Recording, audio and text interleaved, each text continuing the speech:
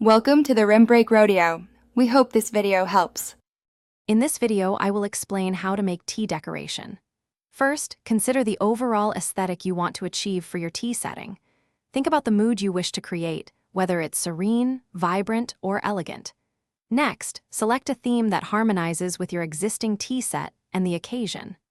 Finally, gather your foundational materials, such as a small decorative tray, fresh flowers, and perhaps some delicate candles.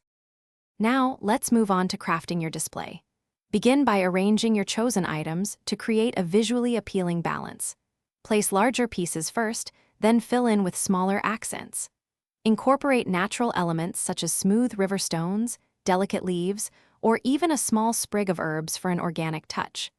Remember to vary the heights of your decorations to add depth and interest to your tea setting. To truly make your tea decoration unique, add personal touches.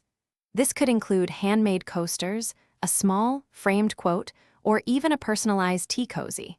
Think about incorporating seasonal elements, for example, autumn leaves in fall or fresh berries in summer. Most importantly, ensure your beautiful decorations do not interfere with the practical aspects of serving and enjoying your tea.